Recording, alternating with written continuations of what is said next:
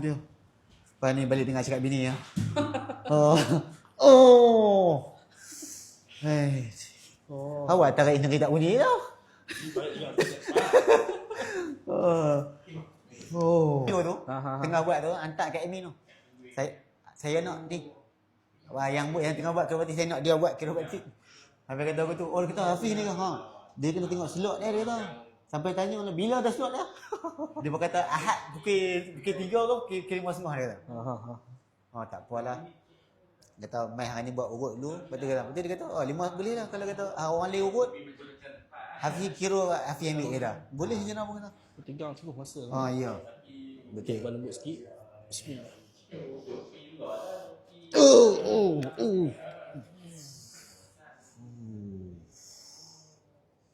Masa lebih ni. Bismillah.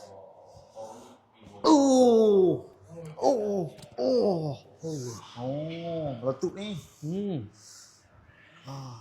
Lembut sikit. Bismillah. Oh sedap Walaupun sakit dia sedap. Dia terlepas sedap lah. Lembut sikit. Bismillah. Masya Allah. Buat sendiri tak sedap macam orang buat. Betul. Ya. Handi-handi awal pergi je nak buat sendiri. Tapi yang penting step dia kena betul lah. Itulah no. Dia bahaya kau kalau step salah. Betul. Sebab menyebabkan tulang lah. Ya. Sikit dulu. Allah. Okay, sebelah sini. Lembut. Bismillah. Allah. Ya Allah, bunyi apa tu?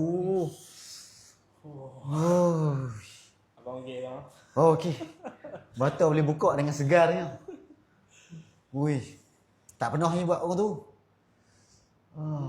Ni pun atas. Okey, mantap. Okey, atas belakang sikit.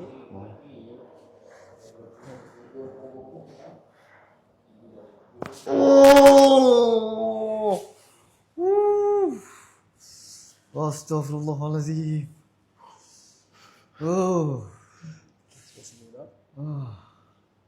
Okey, abang senang sikit belakang dah.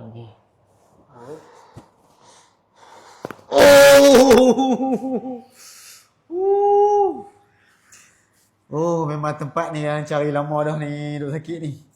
Pak ni bahagian C1, C2. Ya Allah.